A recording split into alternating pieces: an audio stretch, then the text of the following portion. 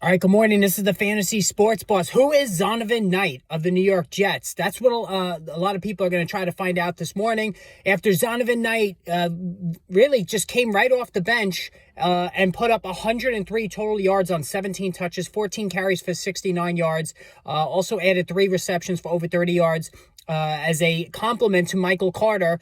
And over James Robinson, who the Jets just acquired a couple of weeks ago and who went down as a healthy scratch yesterday.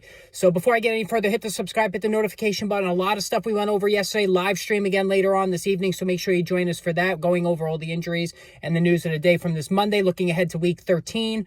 As far as Zonovan Knight is concerned, a little bit of background on him. He was undrafted out of NC State, but he was a 3-year starter at the school. And what was interesting about him from a fantasy perspective, not only did he average 5.5 yards per carry throughout his collegiate career, but the last 2 seasons he was in college, he caught over 20 passes. So Knight has the ability to contribute both as a runner and a receiver. And even more interesting now is Michael Carter is injured. He had an ankle injury that he suffered in yesterday's game. Carter is a smaller back, and he has a history of being a slow healer. So while James Robinson would easily slide back into the active lineup, don't think for a second that Zonovan Knight, off of that impressive performance in the win against the Chicago Bears yesterday, would not get increased run, pardon the pun, in the game against Minnesota. Now, Minnesota has a tough front, a tough defensive front. You beat Minnesota through the air. Mac Jones lit them up, of all people, on Thanksgiving night. But Zonovan Knight, at the very least, should be picked up in all fantasy football leagues for this week.